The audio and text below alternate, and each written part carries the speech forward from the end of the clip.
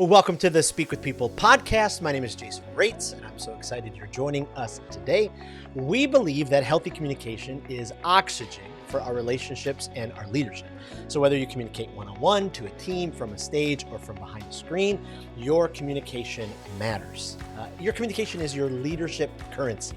And if used correctly, when we choose healthy communication, you'll become an effective, empathetic, and captivating communicator. So today, we have an incredible show planned. We have an incredible leader that we're going to interview. And this is a leader that I've followed for a little while now online, and I'm so honored to be able to have them. But John Maxwell says that if you have influence, you have some leadership. And so if you are a leader, you are going to get a lot out of this podcast episode. At some point of every leader's career, we have to figure out how important communication is, and especially how important effective communication is, because effective communication is an absolute must as a leader. When you lead a team, an organization, a board, your communication is absolutely vital to your success and your team's success. So how do you communicate effectively? Is it even possible to communicate to everyone we need to? Is it possible to keep everybody in the know? Do you communicate differently to the different teams that you lead? What practices should you employ as a leader to communicate? Those are just some of the questions that we're going to answer and some of the things that we're going to be able to dive in. And so we have this incredible leader. He is the founding and executive director of Branches Worldwide. He wrote a book called Authentic Leadership. He is just a great speaker and leader. I want to welcome Dan Owolabi to the Speak with People podcast. Welcome, Dan. It's good to be here. How you doing, Jason? Doing really, really well. Thank you so much for taking some time. Hey, so for our listeners, could you just give us a little bit of your story, your background, your family, what you do, all that kind of stuff? Yeah. So I'll give you a little bit about me. So fun fact, one thing that a lot of people don't know unless they've read the book is that I'm a coda. So I have two deaf parents, meaning I'm fluent in sign language. My dad passed away years ago, but fluent in Wow. sign language, and having grown up in that community when the movie Coda won an Oscar on Apple Plus, it was a big moment. I was like, oh wow, hey, other people kind of know what this is. So yeah. Wow. I lead an international nonprofit that works with Christian entrepreneurs around the world. I'm a public speaker. I'm an author. I kind of live at the intersection of faith and leadership. So Mm, I'm a teaching pastor at my local church. There's a lot that I love to do. But ultimately, I think one of the most important roles that I play is as a husband and as a father. mm, I remember learning a long time ago that if you can't lead your family, you can't lead anybody. And mm. so the litmus test for your effectiveness as a leader is whether you can lead your kids and your spouse. And so that's where I'm at. That's where I really put my money. Wow. That's absolutely incredible. I was sitting in church on Sunday, and the pastor was talking about fatherhood, and he talked about Mm. how fatherhood was, being able to create a life that, your kids would want to follow. And you just, hammered that right on the right on the nail. It's such a good reminder, especially. Well, kind of diving into this conversation. I mean, you like you said, you lead an international organization. You do a lot of upfront communication. You do a lot of behind the scenes communication. So I'm really excited for this conversation. When it comes to effective communication, being an effective communicator as a leader, how would you define that? How would you say, hey, these are some of the characteristics or habits that a leader employs when they are effectively communicating? Yeah, that's a good question, Jason. I love the idea of this podcast because I think it really gets at the heart of one of the most important components of a leader. The most important thing that a leader can do is convey understanding.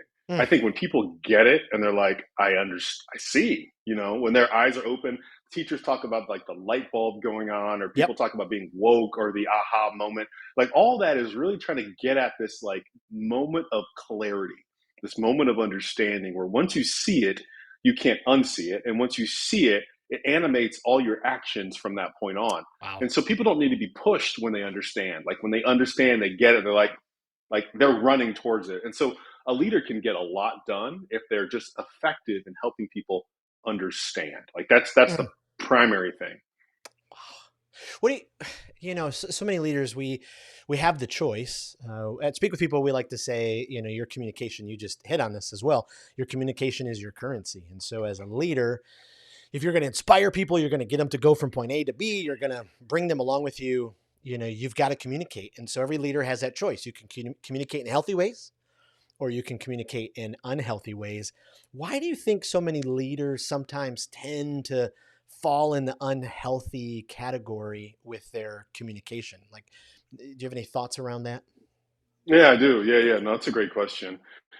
You're right. There are a lot of unhealthy patterns. Like there's the obvious, like a description of an unhealthy communication pattern would be like yelling, like the Mm, aggressive side, right. or there's the passive side where this where you don't actually say anything. You just kind of hope the problem goes away. You hope Right. they'll figure it out. Right. And then like yeah, you've seen that. And then there's like the passive aggressive side where you're just like, what did he mean? Why is he always so sarcastic? Does he like me or does he not? Like, is he in this or is he not? Yep. Like those are the things that I think poor leaders really lean into. Um, and so, yeah, I think when it comes to negative forms of communication, I think you see a lot of people doing that primarily because they just don't know the effect Mm, of what they're doing. I think it's easy to just kind of communicate the way that you've been communicated to yep. without fully understanding what's happening in other people's head when you talk that way. And Yep. so I think if people fully understood the consequences of poor communication, they would change. Oh, wow. Wow. Where for your life and your leadership, who are some of those strong examples for you, either growing up or in your early years of leadership that helped you, make sure you're employing healthy, effective communication in your leadership? I love that question, especially because we talked about being a coda, children of deaf adults. Wow. So my mom and dad were both, like I said, deaf, but they both were sign language professors. So they both taught at the local university. Wow. And one of the things that I learned from them was how hard they had to work to Mm, get other people to understand what they were saying. I mean, it just was a wow. lot of effort. And Right. so my mom, even right now, currently teaches a class full of hearing kids, right, at the University of Louisville. And she's animated, she's writing on the board, she's using nonverbal communication, all that to really get them to understand a concept. And so I saw them put tremendous effort, not just in communicating an idea, but getting people to feel something Mm, when they said something. And as a deaf person, you've got to go over and above and beyond. You can't just, play around the edges. You have to really dive into communication to really get people to understand. So I right. saw that, took that to heart, and realized there's a lot of work, but the payoff is huge on the other side. Wow. Wow.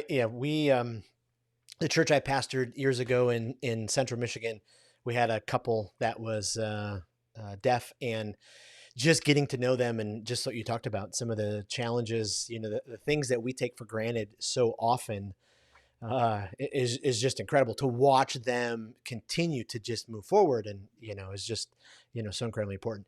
Now, did you have someone in your early leadership years as you were kind of forming some of your effective communication style that kind of modeled the opposite of it? I don't want you to throw anybody under the bus, but I know sometimes we are also formed by some of those years where we go, I'm not going to lead like that someday.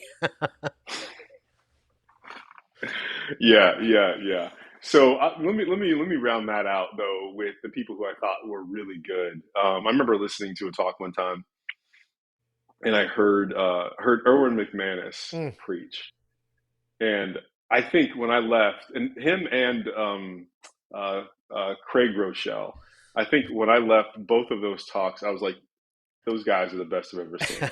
Like best I've ever. I mean, just from beginning to end, like it's yep. like somebody turned the lights on and you just can't look away. And Yep. so, those guys, and there's a lot of ladies out there who do the same thing, but those guys I think really captivated my attention as well. I think, when it comes to poor communicators, I've definitely worked for people who not only thought they were communicating very clearly, but got defensive about Mm, their communication skill. And so when you would point out, like, hey, I don't think that's very clear, it was almost like, well, I said it clearly, you must not have heard it very well. right. And I think Right. I think just like an essential part of communication is like the onus is on the communicator, not on the listener. Like Right. you have to just bend over backwards to get people to understand. And if they don't understand, sometimes it's because they don't want to understand. I get it, but Sure. you still have to keep working. Like that is Right. a you thing, not a them thing. Yep. So Yeah, I love it when a leader could go and pitch the same thing to a bunch of different groups, and each group still has that kind of dazed and confused. And at some point, the leader has to go, there's one part of this equation that seems That's right. to add up every time.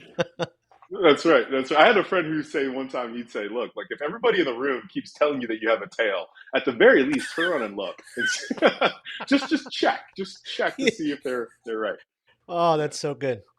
So, in your role now, could you just kind of give us, a couple of the different venues or the different teams that you have to communicate to? Because I know that it's a different communication across the board, and so either people groups or different communication functions, that you have to communicate across the spectrum to. Sure, sure. Yeah, yeah, yeah. I can give you a bunch of them. So let's start off the top, the highest level, keynote speeches. You're talking to 15,000 people in an auditorium. So that's a different level of communication Mm, where you have to bring the energy and you have to have the whole thing scripted and you have to bring people on a journey. So all that is important. That's wow. rare. Most people don't speak to that many people. Most people are terrified. They'd rather die than speak to that many people Right. usually. And so they just stay away from that. Um, and I think for me, I love speaking. I really enjoy public speaking. I really get into it, but I recognize your credibility comes from being able to lead a team. And Mm, so then you take it to another level. The team at Branches Worldwide, I lead them day to day, day in and day out. I got a day job, answering emails, doing one-on-ones. And so those are the opportunities to set direction, to really yep. connect with them as individuals, to check for understanding, to answer questions, to set vision. So those are conversations I have on a regular basis. And then maybe to put it in the middle, not just the team that you lead on the ground or the Hmm. 15,000 huge auditoriums, but that middle level where you're talking to groups of 15 or 20. Branches Worldwide is set up where we have cohorts that meet from around the world. So I'm talking to somebody from Tanzania, but then also somebody from Thailand. Wow. And really trying to figure out how to communicate an idea so that it really resonates with them, in sub-Saharan Africa, but then also somebody in Central Asia. So really trying to think about people. What's the common denominator between entrepreneurial leadership across multiple continents? Like those are the things I have to think about on a Wow. regular basis in order to be effective as a communicator. Wow. Man, that's fantastic. Let me drill in just something you said there. So, when you're leading staff and leading one-on-ones, how do you approach, that leadership with them? Those conversations, when you have to bring up, different areas that you need to see improvement for them, or areas where you need to go, okay, hey, we've got to really hit this target. What goes into your communication as you kind of prepare yourself to lead them that way? I'd love to be able to drill into that a Hmm. little bit. Yeah, no, that's a great question. I mean, obviously, it starts with hiring the right people. Right. People who want to improve. Continuous improvement is part of their DNA. You don't have to instill those values in them. And so then when it comes to the hard conversation, you really are able to couch it in a way that says, hey, look, like there's a problem. The Mm, problem isn't with you, the problem is with this thing. And let's both of us get shoulder to shoulder and see if we can figure this thing out. mm, Maybe it's something in your behavior. It's not a you thing as like your soul, but maybe it's a habit that you picked up over the years that we both together can put our heads together and try to figure out. mm. Or maybe it's a challenge outside of the organization, outside of two of us that we're trying to tackle that we just need to strategize for. But I think when you have people who are interested in continuous improvement, then Mm. you can get shoulder to shoulder and say, hey, let's improve here. Let's do Yep. this together. I'll help you, and let's get better. So, is Branches a nonprofit then? It is. Yeah, yeah. Okay. We've got a for profit arm, Okay. but yeah, the core of it's a nonprofit. So then you have a board, Mhm. right? So walk with us for a second about some of the board communication that you have to do regularly, because I know we have listeners who lead nonprofits and work on boards, and I know that it is a different level of leadership when as the director are sitting with them shoulder to shoulder, but you're also leading them, you're communicating in a way for the whole organization. We just love, yeah, any of your thoughts on the communication that goes into that board leadership. Hmm. I threw you for a Jason, loop that's on a that great one. Sorry. question. No, no, no. Well, I'm prepping myself because I'm going to say something controversial, and the board Okay. might hear it. I'm going to say it anyway because I think it's true. I think a very healthy board works for the executive director. Mm, I think that's the reality, and I think oftentimes, too often, the executive director or the CEO of a nonprofit thinks that they work for the board, Mm. And technically they do. They can be fired. I can be fired, which is healthy and Yep. accountability is good. But I Absolutely. think the board is there to see you win. They Mm. really want to help. And so your job is to give them enough information to make a good decision to give you perspective. And so when you give regular reporting or you Wow. show them not just the positives, but also the negatives, and you trust that they have your best interest at heart, Yep. they're working for you. That's why they're there. They want to see you win. Then you're able to give them regular communication without feeling like they're looking over your shoulder or something like that. So I think it really starts with saying like, these guys are for me. Like they're here Yes. to like help me succeed. So I need to give them all the information. And that means regular reporting. That means talking transparency, coming to, for example, having reports a week in advance of the meeting so that they can Right. look it over and then show up to the meeting with questions as opposed to learning the content for the first time. Things like that. It's so fascinating, and sometimes it slips us because in leadership we're moving, we got so many things going on, but clear communication, whether it's good or bad, it really does breathe life into the organization, in the relationships. And so I sat on I led a nonprofit about 12 years ago, and 12 years ago my leadership probably wasn't where it was today, and I would have a hard time dispensing the bad news. And finally, a board member had to sit me down and say, hey, listen, good or bad, we need to know. And so, if more boards would be able to grab hold of that identity that you just talked about, we are in this together. We're for the director. Oh my goodness. I have the tendency to believe that most leaders are running on like a quarter tank, of their with their encouragement tanks. And so a lot of Mm, times leaders mm, go into board meetings or, lead team meetings or whatever it is, and they're already beat up.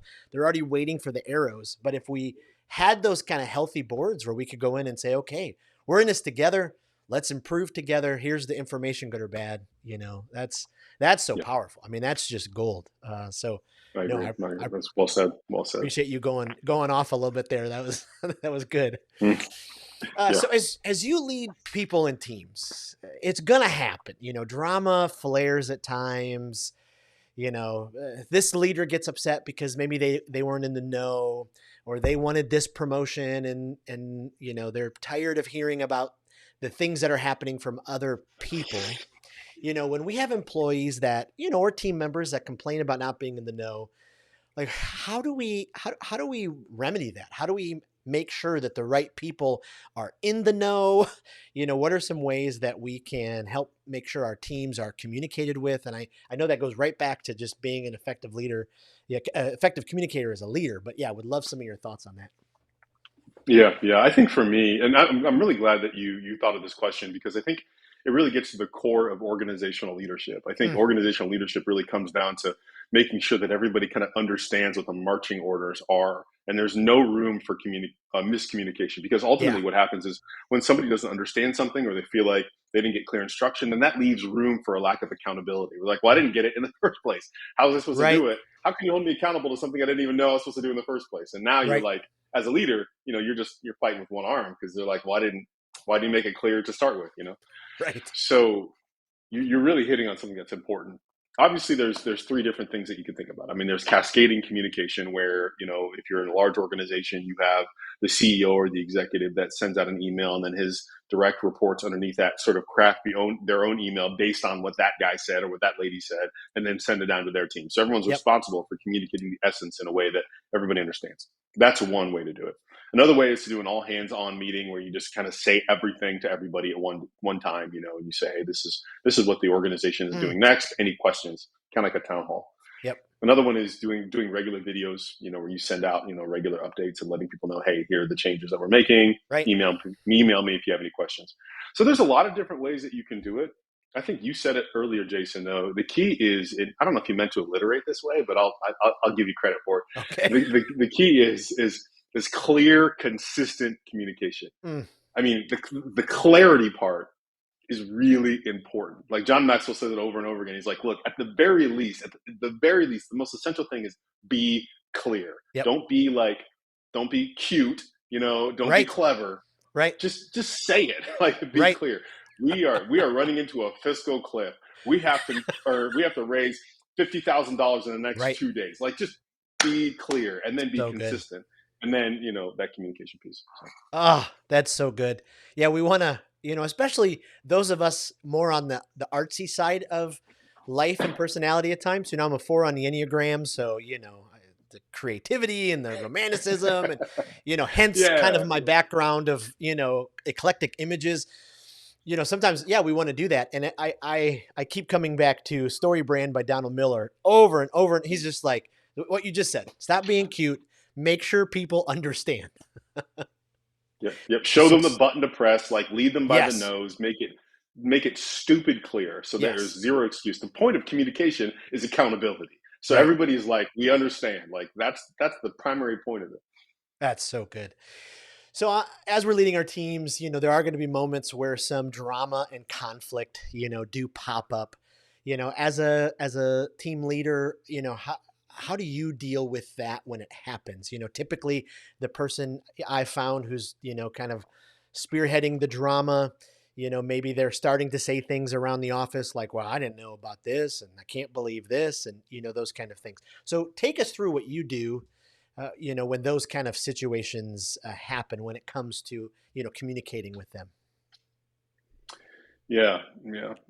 That's a big issue. I think that's something that really derails a lot of great leaders Mm, because the drama and the frustration around culture, that kind of stuff, that can be just hard to quantify. So it's really hard to know where it's coming from. Um, One of the things that we do to nip that in the bud within branches, and we do that with all of our leaders across 17 continents, is that we talk very specifically about the 5 trust commitments. And we pulled this from a bunch of different people, but mm, essentially, it's basically saying, look, in any relationship you have, whether it's with you and your spouse, or you and your mom, or you and your dad, or you and your boss, or you and a coworker, there's always going to be gaps mm. between what they do and what you expected them to do, or what you expected and what you actually experienced in regards to the relationship. There's always going to be gaps. Yep. So they said they were going to do something and they didn't do it the way you thought they were going to do it, and that happens all the time. But the reality is, we get to choose what we put in that gap. And oftentimes, people will have the option between either choosing trust. I'm Mm, going to trust that even though I don't fully understand something, I'm yep. going to give them the best interest or the benefit of the doubt. Or we fill it with suspicion, trust or suspicion. And what you find So is good. that gossipers will tend to fill it with suspicion really quick. Oh, you know Yep. what? Jason was late. I don't know why he was late, but I'm assuming because he doesn't like us. He Right. doesn't value our company. He's looking for another job. He's probably cheating on me. He's Yep. all of this stuff when you don't actually know the truth, but you fill that gap with suspicion, and that Yep. leads to all kinds of other problems. So we've laid out 5 very clear rules for organization, Mm, and we say, look, like here are the 5 trust commitments. Like for example, here's number one. I say this like literally every week, and so I have it memorized. But number one is, when there's a gap between what I expected from you and what I'm actually experiencing from you, I will fill that gap with trust. wow. Like, so you Wow. don't have to worry that, like, if something happens and, uh, maybe I'm upset or something, like, you have to worry that I'm mad at you. Like, I'm going to fill that gap with trust. I'm going to assume the best about you. And then one of the other rules is, if there's a gap, I'm actually going to go directly to you about it and say, hey, Jason, you showed up late. I'm not mad at you, not frustrated. I just want to know there's a gap here. And I'm actually coming to you and asking you what happened. And so we use that to, like, Wow. to nip it in the bud. Yeah. Oh, that's absolutely incredible. Because so many leaders I know have been a part of organizations where that gap just grows and grows and grows and grows, and then the frustration. Yep. And if we just did Yep. that, as easy or hard as it is at times, would be absolutely Right. incredible. Uh, Yep. And then what happens? You're 100% right. Then what happens is that people get fired or people mhm. quit and walk away, and Yep. people are like, "What happened?" Well, it's because Right. for years people have been filling the gap with suspicion, and no one Right. said Never anything saw it about coming. Well, right. It doesn't take much emotional intelligence to be able to feel when that it. relationship Hmm. starts to get off and off and off. Yeah. So That's right. that That's right. that speaks to, there's got to be a good amount of authenticity in a leader to be able to have, that Hmm. type of conversation. How important, is it to our communicate? How important is authenticity, transparency, vulnerability to our communication as leaders? No, man, it is critical. It's amazing how human beings, just as like animals, can sense like when someone else is being inauthentic. Like we can smell it. You know what Yep. I mean? And so Craig Rochelle says this. Well, he might have pulled this from somewhere else, but he said that people will always follow a leader who is more real than a Mm. leader who is always right, right? So people will always follow a leader who's always real than one who's always right. And I feel like when leaders lean into that realness, like, hey, I'm just being as honest as I possibly can be. Not necessarily, over communicating or saying things that are unnecessary, but just talking in a way that's truthful and helpful and necessary for the moment. When Yep. a leader can do that, people just grab on. That's like refreshing. That's like, yes. Honestly, and I think this is not a political statement, but I think one of the reasons why people are gravitating towards Donald Trump is because no one in the world could ever say this guy is not telling you exactly what he thinks. Like it is, everything comes out of his mouth is like, yes, he Yep. believes that 100%. Yep. Like, and Yep. so that authenticity, whether you believe his politics or not, like Yep. people are like, I'm getting what I'm getting, Right. So Right. He does not leave you for, with any questions. Dave Chappelle says Donald Trump is a honest liar because you're like, that's got to be a lie.